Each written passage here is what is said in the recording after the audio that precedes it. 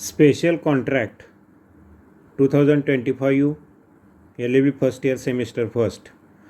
Question paper full discussion as below. LLB First Semester Special Contracts Examination LLB First Semester Special Contracts March 2025 12 mark questions. Q1 Define partnership at will. What are the duties and rights of partners? Partnership at will, meaning, according to Section 7 of the Indian Partnership Act 1932, a partnership is a partnership at will when 1. No fixed duration of the partnership is specified in the contract, and 2. No provision is made for the determination, dissolution of the partnership. A partnership at will therefore continues indefinitely and may be dissolved at any time by any partner by simply giving notice and writing to all the other partners. Duties of partners. Under Sections 9 to 17 of the Indian Partnership Act 1932, duty, description, section/context, duty to work for mutual benefit, partners must carry on the business to the greatest common advantage. S9, duty of good faith, they must be just and faithful to each other and disclose all material facts affecting the firm. S9, duty to render true accounts. Every partner must produce correct accounts and provide full information of all things affecting the firm to any partner or their legal representative. S9. Duty to indemnify for fraud. A partner who causes loss to the firm by their fraud must indemnify the firm. S10. Duty to attend diligently. Partners must attend to the business of the firm actively and diligently. S12b. Duty not to make secret profits. If a partner derives any profit for themselves from a transaction of the firm or from the use of the firm's property/name, they must account for and pay over that profit to the firm. S16a. Duty not to compete. A partner engaging in a business competing with that of the firm must account for and pay over all profits made in that business to the firm. S16b. Rights of partners. Right. Description. Section. Right to take part in business. Every partner has the right to participate in the management of the business. S12a. Right to access books. Every partner can inspect and copy the books of account of the firm. S12d. Right to share profits, losses. In the absence of an agreement, profits and losses are shared equally. S13b. Right to interest on capital. A partner is not entitled to interest on capital subscribed except by agreement, and it is generally payable only out of profits. S13c. Right to indemnification. For all payments and liabilities made or incurred by a partner in the ordinary and proper conduct of the business. S13e. Right to use partnership property. Partners have a right to use the firm's property only for the business of the firm. S15. Right to prevent new partners. No new partner can be admitted into the firm without the consent of all the existing partners. S31(1). Q. 2 Special Rules of Evidence in case of negotiable instruments and Section 138 NI Act. Special Rules of Evidence, Presumptions. The Negotiable Instruments Act 1881 lays down certain presumptions in Sections 118 and 139 which shift the burden of proof, making recovery easier for the holder of the instrument. Presumption. Description. Section. Presumption of consideration. Every negotiable instrument is presumed to have been made or drawn for consideration. S118a. Presumption as to date. The date specified on the instrument is presumed to be the true date of its making/drawing. S118b. Presumption of acceptance/transfer. A bill is presumed to have been accepted within a reasonable time, and every transfer is presumed to have been made before maturity. S118c. D. Presumption of holder in due course. Every holder of a negotiable instrument is presumed to be a holder in due course. S118 grams. Presumption in dishonor. S138. Unless the contrary is proved, it shall be presumed that the holder received the check for the discharge of a debt or liability. The burden of proof shifts to the accused once execution is admitted. S139. Case law. In Hiten P. Dalal vs. Bratindranath Banerjee, the Supreme Court confirmed that the presumptions under S118 and S139 are mandatory presumptions of law and not merely presumptions of fact. Section 138, Dishonor of check, criminal liability. Section 138 of the NI Act introduces a criminal offense for the dishonor of a check, punishing the drawer for such default. Essential ingredients for the offense. 1. A check is drawn for the discharge, in whole or in part, of a legally enforceable debt or other liability. 2. The check is returned unpaid by the bank due to insufficiency of funds. Funds are less than the amount required to cover the check, or the amount in the check exceeds the arrangement with the bank. 3. The check must be presented to the bank within its period of validity, 3 months from date of issue, or within the period specified by the bank, whichever is earlier. 4. The payee holder must issue a written demand notice to the drawer within 30 days of receiving the information of dishonor. 5. The drawer must fail to pay the check amount to the payee within 15 days of receiving the demand notice. 6. The complaint must be filed within 30 days after the expiry of the 15-day period mentioned above. Punishment. The drawer shall be punished with imprisonment up to 2 years or fine, which may extend to twice the amount of the check, or both. Case law. K. Bhaskaran vs. Sankaran Vaidyan Balan laid down the 5 essential components for the offense to be complete: drawing, presentation, return unpaid, notice, failure to pay. Q3.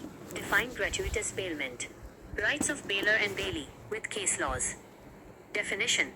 A gratuitous bailment is a type of bailment, delivery of goods for a specific purpose, where neither the bailer nor the bailee is entitled to any consideration or reward, no payment is made by either party. It is governed by the general provisions of sections 148 to 171 of the Indian Contract Act 1872. Example, lending a friend a textbook without charge, or keeping a neighbor's pet while they are on vacation for free.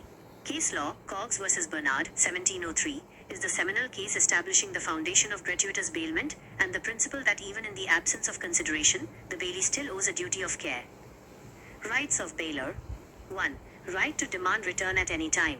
In a gratuitous bailment, the bailer can demand the return of the goods at any time, even if the goods were bailed for a specific period or purpose. S. 159.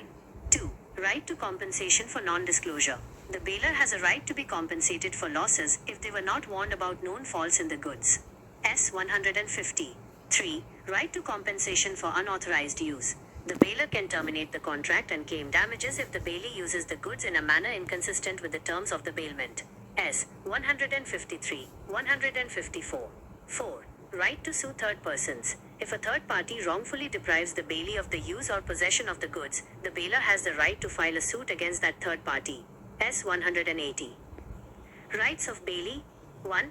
Right to claim expenses. The bailee is entitled to recover all necessary expenses incurred by them in respect of the goods bailed. S. 158. 2. Right to indemnification. S. 164. The bailee has a right to recover damages from the bailer if the bailer's title to the goods was defective and the bailee suffered a loss as a result. 3. Right to lien for expenses. While a general lien is not available, the bailee has a particular lien over the goods for charges and expenses incurred in respect of the goods. S. 170. Q4. Explain caveat emptor with exceptions. Meaning of caveat emptor. Caveat emptor is a Latin maxim meaning, let the buyer beware. It is the fundamental principle of the law of sale of goods, that the buyer must rely on their own skill and judgment when purchasing goods. The general rule is that the seller is not liable for any defects in the goods. This is the general rule under Section 16 of the Sale of Goods Act 1930 (SOGA). Exceptions to caveat emptor. The rule of caveat emptor is subject to significant exceptions which protect the buyer, mostly codified in Section 16 of the SOGA. 1. Fitness for buyer's purpose, S16(1). The buyer makes known to the seller the particular purpose for which the goods are required. The buyer relies on the seller's skill or judgment. The goods are of a description which it is the seller's business to supply. Result. There is an implied condition that the goods shall be reasonably fit for that purpose. 2. Merchantable quality, S16(2). Goods are bought by description from a seller who deals in goods of that description. Result. There is an implied condition that the goods shall be of merchantable quality, fit for the purpose for which such goods are generally used. 3. Sale by description, S15. The goods must correspond with the description. If they don't, the buyer is not bound to accept them. 4. Sale by sample, S17. The bulk of the goods must correspond with the sample in quality, and the buyer must have a reasonable opportunity to compare the bulk with the sample. 5. Usage of trade, S16(3). An implied warranty or condition as to quality or fitness for a particular purpose may be annexed by the usage of trade. 6. Misrepresentation or fraud by seller. If the seller makes a false statement or fraudulently conceals a defect, the rule does not apply and the buyer is protected. Q5. Explain concept of mutual agency. Modes of termination of agency. Mutual agency. Meaning, the concept of mutual agency is the defining characteristic of a partnership. It means that in a partnership, every partner is an agent for the purpose of the business of the firm and also a principal for themselves. Section 18 of the Partnership Act, 1932, states that a partner is the agent of the firm for the purpose of the business of the firm. The act of one partner, done in the ordinary course of the business of the firm, binds the firm and all other partners as principals. Key takeaway: the relationship between partners is one of agent and principal. Hence, the entire firm is liable for the business-related acts of a single partner. Modes of termination of agency. The authority of an agent can be terminated in several ways, primarily categorized under sections 201 to 210 of the Indian Contract Act 1872. A. Termination by act of the parties. 1. By agreement, by mutual agreement between the principal and the agent. 2. Revocation by principal. The principal may revoke the agent's authority at any time, before the authority has been partially exercised, by giving reasonable notice. S. 203. 3. Renunciation by agent. The agent may renounce the business of the agency by giving reasonable notice to the principal. S. 206. B. Termination by operation of law. 1. Completion of business, when the specific business or purpose for which the agency was created is completed. 2. Expiry of time, when the agency was created for a fixed period and that period expires. 3.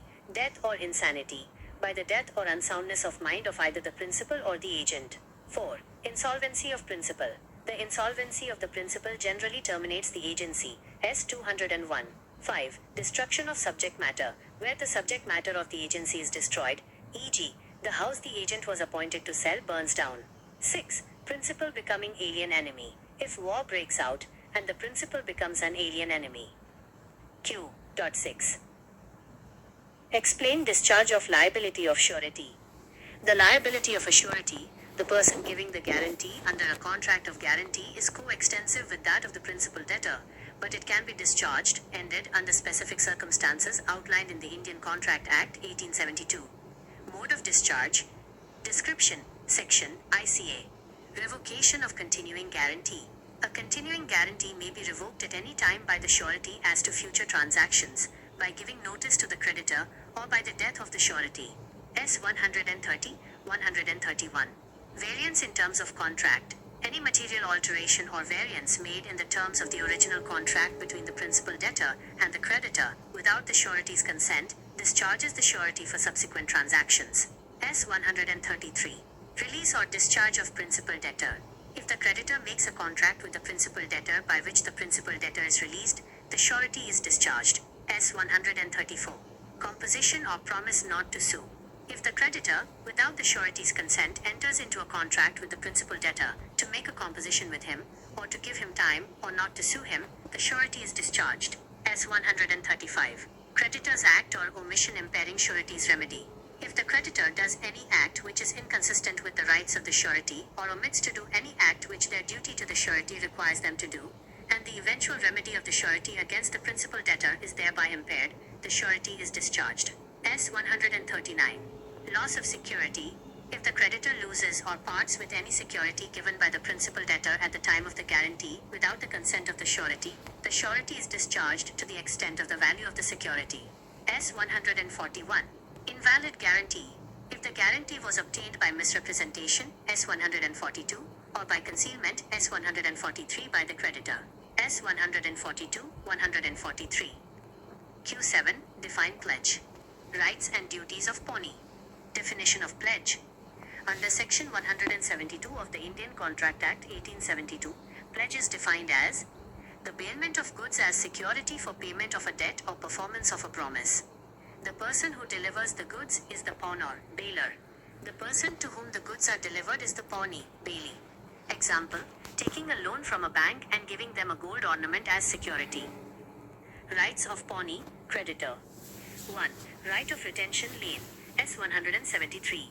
The pawnee has the right to retain the goods pledged, not only for the payment of the debt or the performance of the promise, but also for the interest of the debt and all necessary expenses incurred by him in respect of the possession or for the preservation of the goods pledged.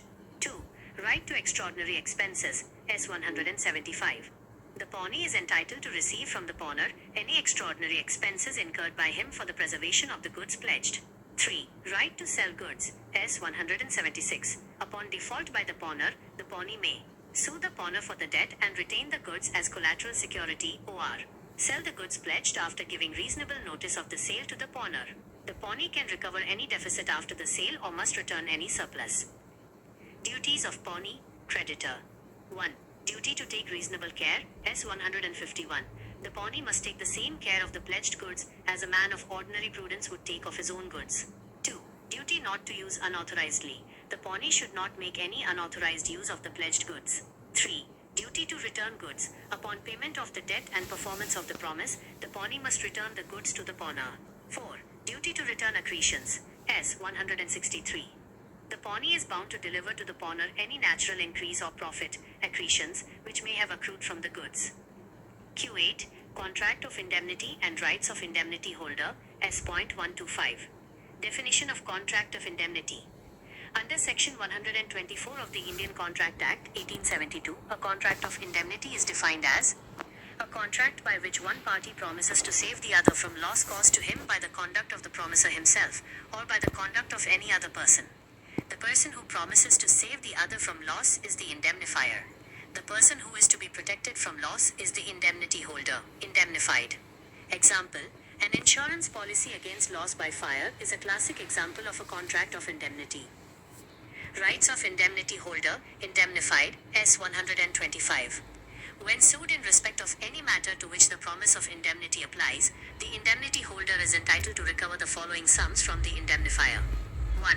All damages which he may be compelled to pay in any suit, in respect of any matter to which the promise of indemnity applies. 2. All costs which he may have incurred in defending or bringing such a suit, provided he acted as a prudent man would, or if the indemnifier authorized him to defend the suit. 3. All sums paid under compromise. All sums which he may have paid under the terms of any compromise of any such suit, provided the compromise was not contrary to the orders of the indemnifier, and was one which the indemnity holder was prudent to make. 5-mark questions. Q1 General lien and particular lien. Feature: particular lien, S170 ICA.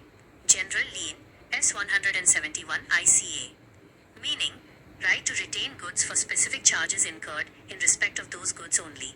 Right to retain goods for any general balance of account due from the owner. Scope: confined to charges related to the specific goods on which labor/skill has been expended. Covers any general debt or claim the bailee has against the bailer. Parties: available to every bailee on whom labor/skill is expended to improve the goods. Available only to specific classes of persons as named in the Act, or by contract. Who possesses, e.g., tailors, repairers, dry cleaners, bankers, factors, wharfingers, attorneys of high court and policy brokers. Example: a tailor retains stitched clothes until the stitching charges are paid. A banker retains a customer's shares for an overdraft debt not specifically related to the shares. Q. 2 disabilities due to non-registration of partnership, S69 Partnership Act. While registration of a partnership firm is not compulsory, Section 69 of the Partnership Act imposes several disabilities on an unregistered firm. 1. No suit against third parties. The firm or any person on its behalf cannot file a suit against any third party to enforce a right arising from a contract. 2. No inter-partner suits. A partner cannot sue the firm or any other partner to enforce a right arising from the contract of partnership. 3. No claim for set-off. The firm or partners cannot claim a set-off, claiming a counter amount, or other proceeding exceeding 100 rupees arising out of a contract. 4. No enforcement of right against firm by partner. A partner cannot sue the firm for the dissolution of the firm, or for accounts after dissolution. Note: third parties are not affected and can still sue an unregistered firm. Q3. Continuing guarantee. A continuing guarantee is defined under Section 129 of the Indian Contract Act 1872 as a guarantee which extends to a series of transactions. It is not limited to a single debt or transaction but covers multiple transactions over a period of time. Example: A guarantees to B the payment for all groceries C may buy from B over the next year up to 50,000 rupees. This covers a series of purchases. Revocation. A continuing guarantee is revocable. 1. by the surety at any time as to future transactions by giving notice to the creditor, S 130. 2. By the death of the surety, S 131. Q4. Pledge by non-owner. Generally, only the owner of goods can pledge them. However, Sections 178 and 179 of the ICA create exceptions, where a valid pledge can be made by a person who is not the owner. 1. Pledge by a mercantile agent, S 178. A mercantile agent, e.g., a factor, in possession of goods or documents of title with the owner's consent, can make a valid pledge in the ordinary course of business, provided the pawnee acts in good faith and has no notice of the agent's lack of authority. 2. Pledge by a person in possession under voidable contract, S 178A, where the pawner has obtained possession of the goods under a contract voidable under S 19 or 19A, e.g., coercion fraud. The pledge is valid if it is made before the contract is rescinded. 3. Pledge by seller in possession after sale, S 30 SOGA. If a seller remains in possession of goods after the sale, a pledge made by him will be valid to a person acting in good faith. 4. Pledge by co-owner in possession. A co-owner who is in sole possession of the goods with the consent of the other owners can make a valid pledge. Q5 Rights of unpaid seller, S 4554 SOGA. Under Section 45 of the Sale of Goods Act 1930 SOGA, a seller is considered an unpaid seller when 1. The whole of the price has not been paid or tendered. 2. A bill of exchange or other negotiable instrument has been received as conditional payment and the condition has not been fulfilled, e.g. the instrument is dishonored. The unpaid seller has the following rights. A. Rights against the goods, where property in goods has passed. 1. Right of lien, S 47. The right to retain possession of the goods until the price is paid. 2. Right of stoppage in transit, S 50. The right to stop the goods and resume possession while they are in the course of transit if the buyer becomes insolvent. 3. Right of resale, S 54. The right to resell the goods, especially when they are perishable or after giving notice to the buyer. B. Rights against the buyer. Personally, 1. Suit for price, S 55, where property has passed and the buyer wrongfully neglects to pay the price. 2. Suit for damages for non-acceptance, S 56, if the buyer wrongfully refuses to accept and pay for the goods. 3. Suit for interest, S 61. The seller may recover interest on the price from the date payment was due. Q6 Kinds of negotiable instruments. Negotiable instruments are instruments that are transferable by delivery or endorsement and delivery, giving the transferee a good title despite any defects in the transferor's title. Section 13 of the Negotiable Instruments Act, 1881, primarily recognizes 3 instruments. 1. Promissory note, S4, an unconditional undertaking signed by the maker to pay a certain sum of money only to or to the order of a specified person or to the bearer of the instrument. 2. Bill of exchange, S5, an unconditional order signed by the maker directing a certain person to pay a certain sum of money only to or to the order of a specified person or to the bearer of the instrument. 3. Check S6, a bill of exchange drawn on a specified banker and not expressed to be payable otherwise than on demand. Other instruments. Instruments recognized by custom and usage, provided they possess the essential features of negotiability, also fall under this category, such as bank drafts, demand drafts, certificates of deposit, treasury bills. Special contract 2025 Marathi explanation. Certainly. Here is the conversion of the LLB, Special Contracts Notes into Marathi. LL.B. प्रथम सत्र minus विशेष करार मार्च 2025. 12 गुणांचे प्रश्न. एक भागीदारी ऐच्छिक partnership at will म्हणजे काय ते स्पष्ट करा. भागीदारांचे हक्क आणि कर्तव्ये कोणती आहेत? ऐच्छिक भागीदारी पार्टनरशिप ॲट विल मायनस अर्थ. भारतीय भागीदारी कायदा 1932च्या कलम 7 नुसार खालील 2 अटी पूर्ण झाल्यास भागीदारी ऐच्छिक भागीदारी मानली जाते. भागीदारीचा निश्चित कालावधी करारामध्ये नमूद केलेला नसतो. 2. भागीदारी समाप्त विसर्जन करण्यासंबंधी कोणतीही तरतूद केलेली नसते. अशा प्रकारे ही भागीदारी अनिश्चित काळासाठी चालू राहते आणि कोणताही भागीदार नोटीस देऊन कधीही ती बरखास्त विसर्जित करू शकतो. भागीदारांची कर्तव्ये ड्युटीज ऑफ पार्टनर्स भागीदारी कायद्याचे कलम 9 ते 17 नुसार. कर्तव्य स्पष्टीकरण परस्पर फायद्यासाठी काम करणे. भागीदारांनी व्यवसायाचे कामकाज सर्वात मोठ्या सामान्य फायद्यासाठी चालवावे.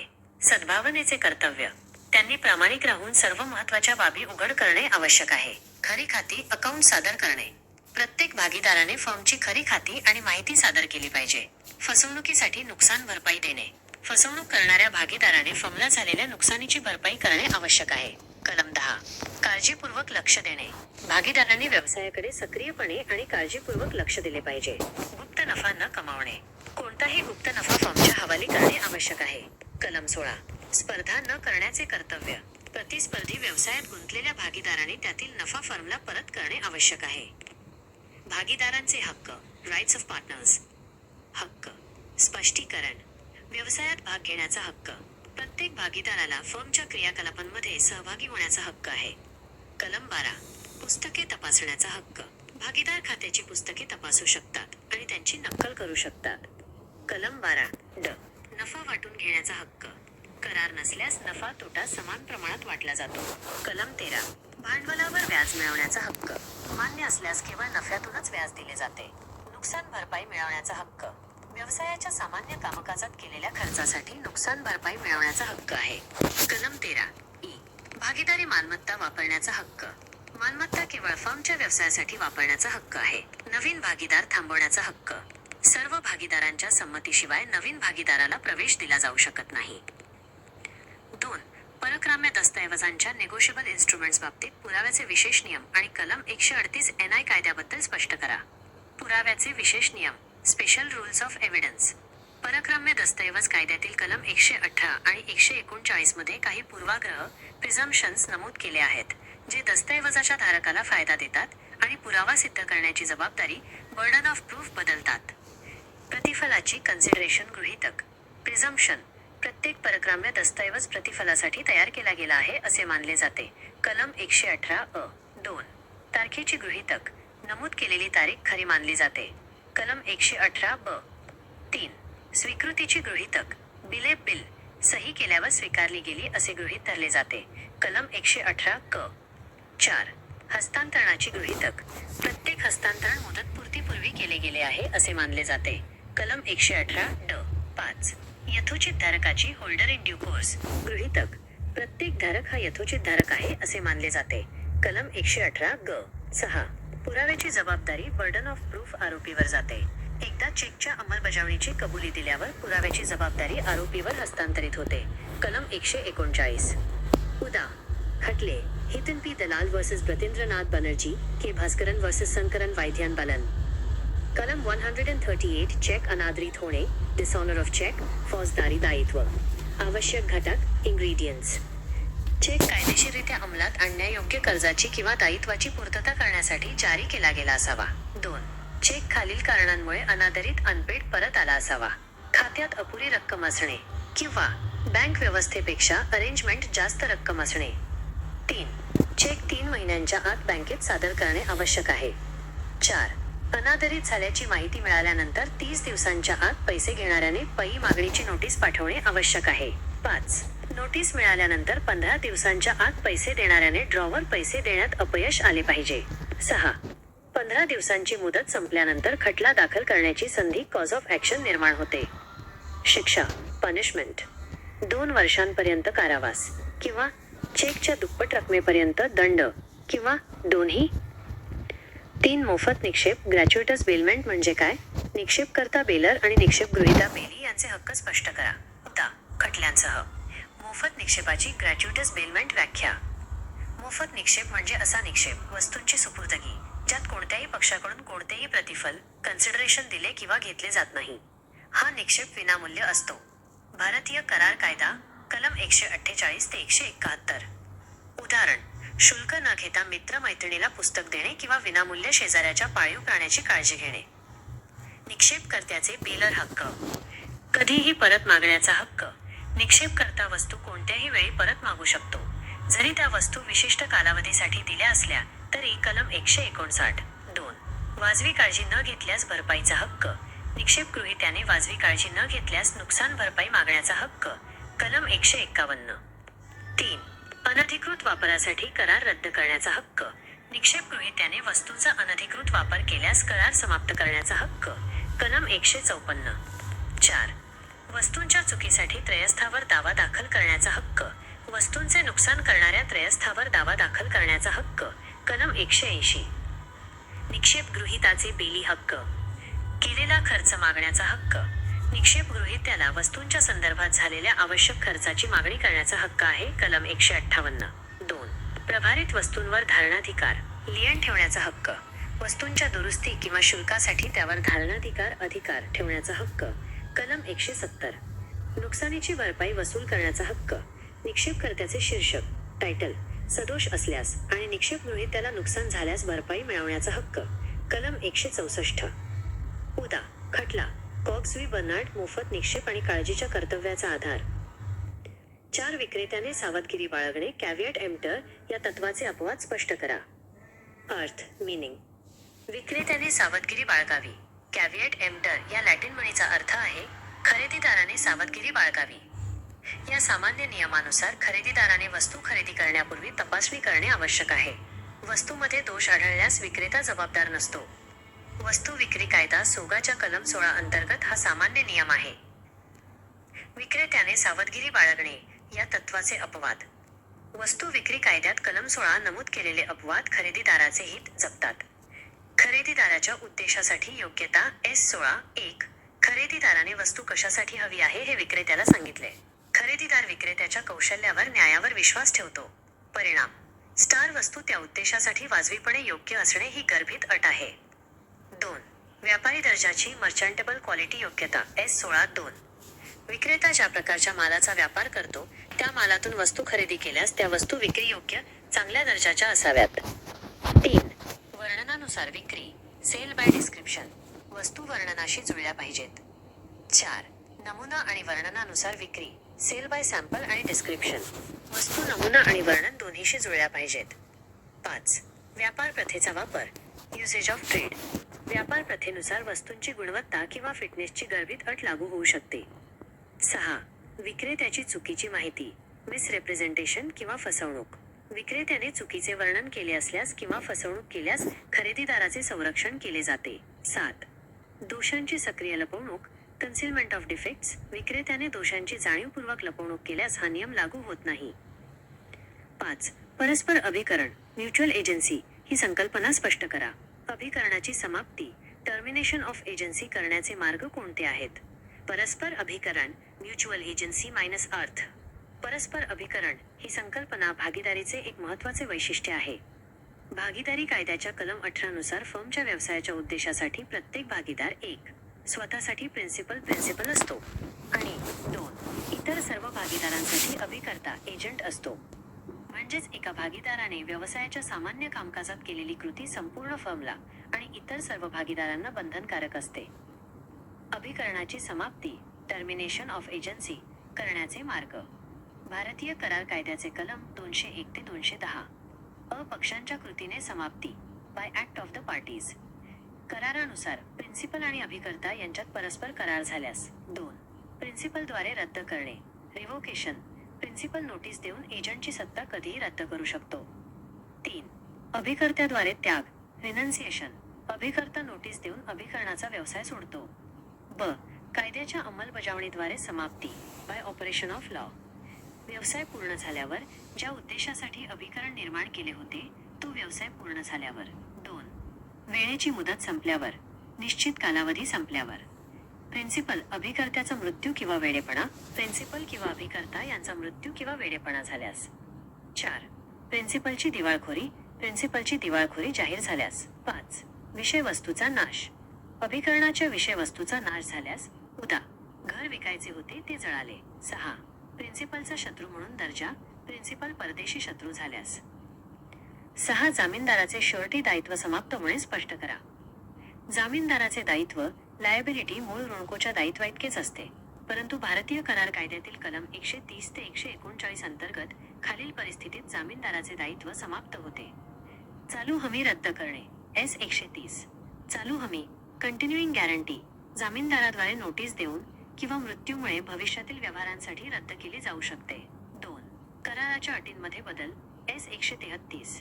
मूळ कराराच्या अटींमध्ये जामीनदाराच्या संमतीशिवाय कोणताही महत्त्वपूर्ण बदल केल्यास जामीनदार दायित्वातून मुक्त होतो.